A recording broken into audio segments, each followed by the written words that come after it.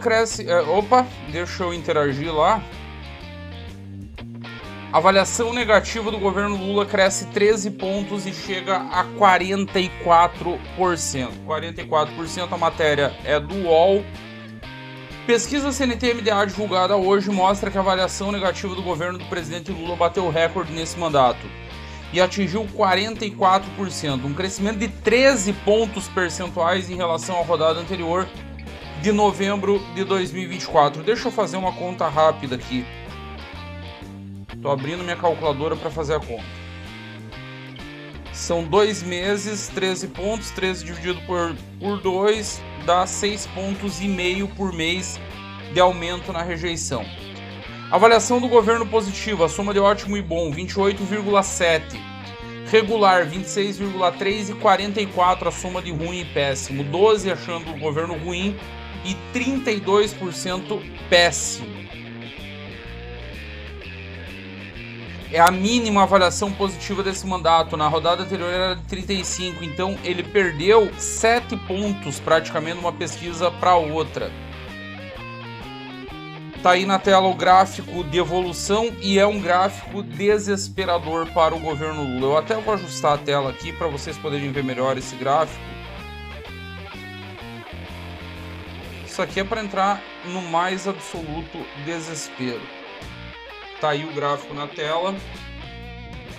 É um X na mesma proporção que o Bolsonaro, na verdade, só passou a viver após perder a eleição presidencial de 2022. Foi só depois da derrota. Até a derrota o Bolsonaro não tinha tido uma crise como essa. Mostra um governo absolutamente destroçado.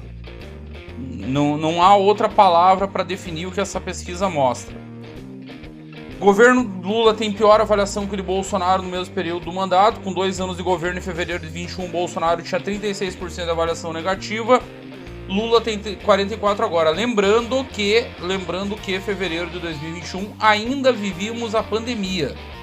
Aliás, estávamos num dos picos da pandemia, era um momento medonho. Lula consegue ter um índice de aprovação pior que o de Bolsonaro na pandemia. Aí tem a comparação com os mandatos anteriores, nem precisa comparar. Em fevereiro de 2005, Lula tinha 42% de avaliação positiva. E em 2009, 62% de avaliação positiva, destruindo o próprio legado. No desempenho pessoal também, só 40,5% aprovam contra 55,3% que desaprovam. Ele perdeu 5,5 pontos de aprovação e subiu 9 pontos praticamente na desaprovação. Um pouco mais de 9,3.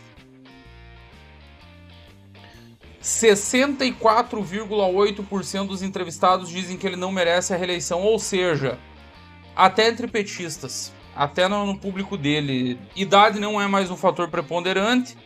A maior parte dos respondentes falou que a idade do presidente, que terá 81 anos em 2026, não é um fator relevante para a avaliação do voto. É porque o governo é muito ruim mesmo. A verdade é a seguinte, o governo está desmanchando em praça pública. O que sustentava esse governo era uma aliança, em primeiro lugar, local, entre governo executivo, o governo petista, um governo de frente ampla, que incluiu ali a Alckmin, que incluiu os setores do Centrão, que inclui muita coisa, e principalmente o STF, que garantia a base jurídica na base da perseguição, do silenciamento da oposição, da censura, de calar a rede social, na base da porrada. Vamos falar português claro aqui? Na base da porrada. Só que para isso funcionar, precisava ter legitimação internacional. E tinha. Tinha o Zaid enchendo o rabo de influenciadores estilo Felipe Neto, enchendo o rabo de dinheiro do Sleep Giants, enchendo o rabo de dinheiro da imprensa. Tinha o governo Biden por trás bancando tudo isso. Tinha o Departamento de Estado, tinha a CIA, tinha a FBI, tinha tudo. Tava fácil, estavam jogando sem adversário. A conjuntura internacional mudou drasticamente com a eleição de Donald John Trump. Mais drasticamente. Está cada dia mais claro, Musk escalando. Agora esse processo da Rumble com a Truth Social de copartícipe. E é só questão de tempo para as sanções começarem a vir de lá. Hoje circulou a notícia de que o STF, ministros do STF, teriam pedido ao governo que o Itamaraty haja no sentido de tentar explicar para os americanos, até porque eles têm dificuldade de entender, né?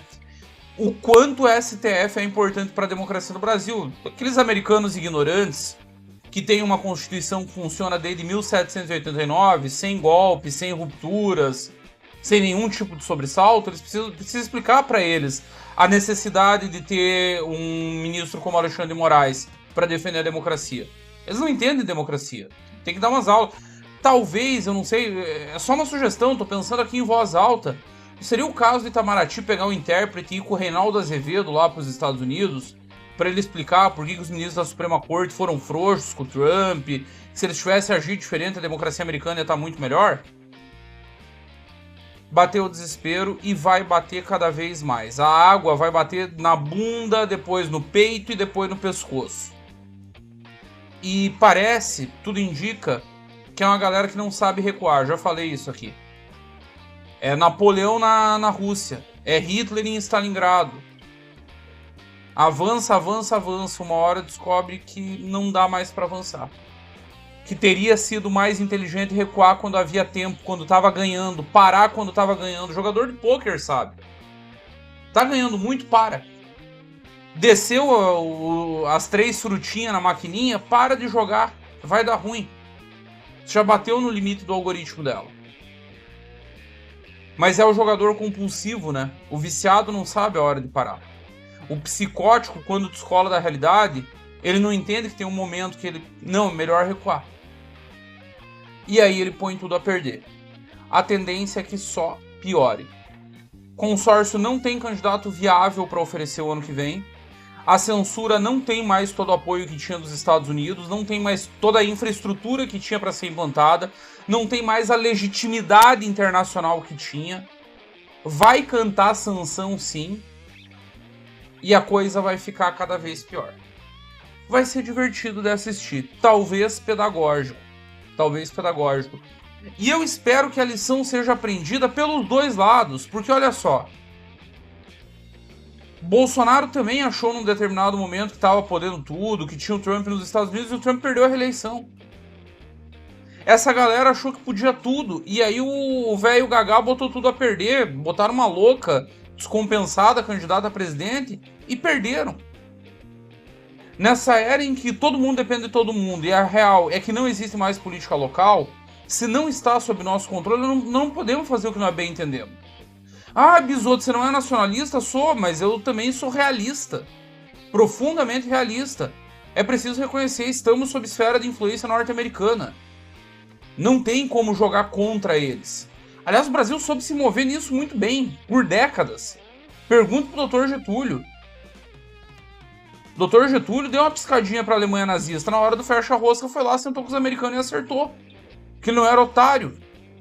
Ele sabia o peso de se enfrentar. E aquele Estados Unidos era muito menor, muito menos desenvolvido, muito menos rico. A potência militar muito menor do que os Estados Unidos atual.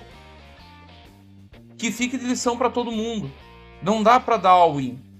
Porque o mundo é redondo, ao contrário do que dizem os terraplanistas. A Terra gira. Um dia você está embaixo, outro você está em cima. E depois você está embaixo de novo. Basta viver o tempo suficiente para estar nas duas pontas do game. E aí, quem sabe, a gente consiga estabelecer um mínimo de civilidade na política brasileira. Quem sabe? Sonhar não custa nada.